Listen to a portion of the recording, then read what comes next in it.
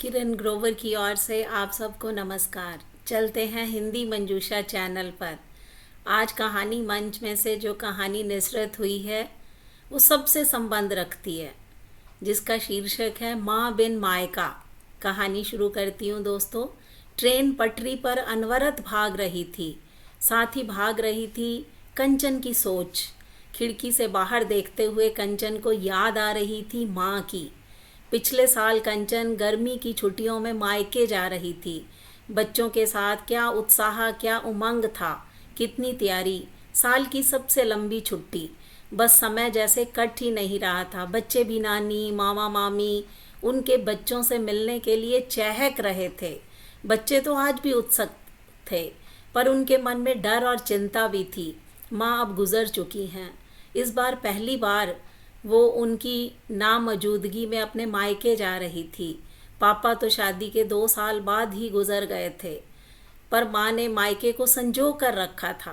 पापा को हर बार मिस करती, पर माँ के होते परायापन नहीं कभी भी लगा। माँ भी महीनों पहले से कंचन के आने का इंतज़ार करती, मनुहार से बुलाती, कितनी तैयारी करती। उन थोड़े से दिनों में साल भर की कसर निकाल देती। छोटा भाई संजय और उसकी पत्नी रीना भी अच्छे थे, पर क्या अब भी वैसे ही होंगे जैसे हमेशा होते थे? घर तो माँ के बिना सूना लगेगा। कहीं वो हक, वो अपनापन, वो उनके आने की चाह, मनुहार कम तो नहीं हो गई होगी?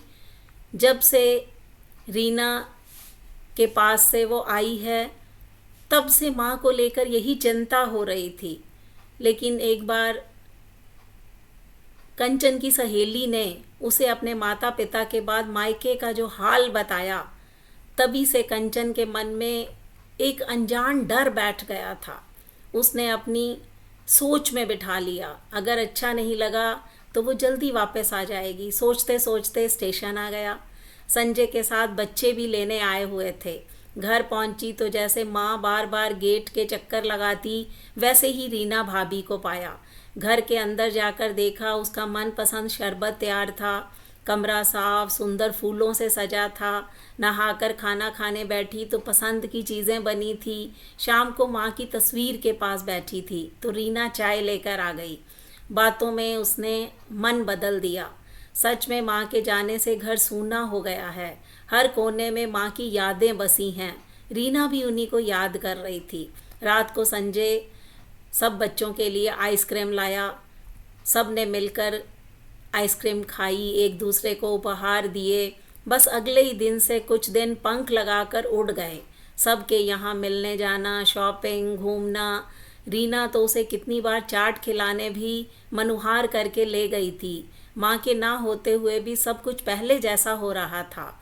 वही दुलार, वही हल्कापन। एक दिन कंचन ने देखा कि रीना अचार के डिब्बों में से अचार, घर के पिसे मसाले, गांव से आया गुड़, बहुत सा सामान पैक कर रही है।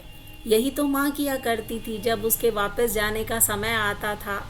तो कंचन ने रीना से कहा कि आप भाभी, आप क्या कर रही हैं? तो रीना ने कहा, दीदी आप कुछ दिन बाद चले जाओगे, मेरा तो मन ही नहीं लगेगा।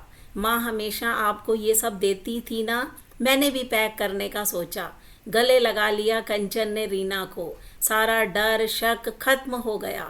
इस एक महीने में माँ की याद तो आई, पर संजय और रीना ने इतना प्यार, सम्मान, अपनापन दिया कि कंचन समझ गई कि उसका मायका आज भी उसका है और हमेशा रहेगा। अब रीना को ये सब बताया तो वो बोली, मैं समझती हूँ दीदी, एक लड़की के लिए शादी के बाद उसका मायका क्या मायने रखता है। आप तो जानती है हम 2 बहनें हैं। आज तो मेरे मम्मी पापा हैं, पर उनके बाद हमारे मायके का क्या मतलब रह जाएगा। ये सोचकर हम दोनों बहनें डर जाती हैं, किसके लिए जाएंगे हम वहाँ। मैं तो आपसे आपका मायका छीनने की सोच भी नहीं सकती। लड़की ससुराल में दुखी हो तो मायका वो जगह है जहाँ वो अपना दर्द बांटती है, कुछ सुकून मिलता है। सुखी भी हो, वही तो बचपन की यादें बसती हैं। जवानी के सपने, मस्ती, अल्हड़पन याद आता है। माँ के आंचल में वापस बच्ची बन जाती है बेटी। पिता का लाड, भाई बहन का साथ, सब दुख और थकान भुला देता है। कंचन स्तब्ध रह गई। किसने कहा था तुम्हारा मायका नहीं रहेगा? मैं तुम्हारी ननदी नहीं, बड़ी बहन भी हूं ना। भगवान करे अंकल आंटी का साया हमेशा आप पर बना रहे, पर खुद को कभी अकेले मत समझना। माँ नहीं है तो मैं तो हूं ना। जब मन करे तो बच्चों को लेकर आना, कभी संजय भी तंग करे तो मुझे बताना, संकोच मत करना। बस अब वापस जाने का दिन आ गया। उससे ज़्यादा तो कंचन से ज़्यादा रीना रो रही थी।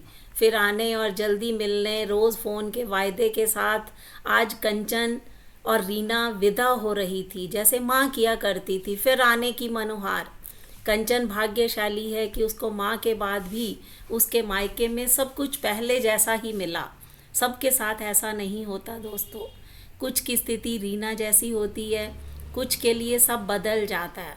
अगर संजय और रीना जैसे भाई भाभी हो जाएं, फिर कंचन जैसा प्यार मिल देने वाली ननद मिल जाए तो माँ की कमी रहेगी, पर माँ बिन मायका भी कभी पराया नहीं होगा।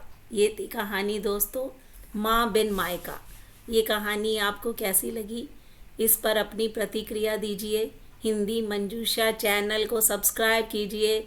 मिलते हैं अगली वीडियो में, तब तक के लिए नमस्कार।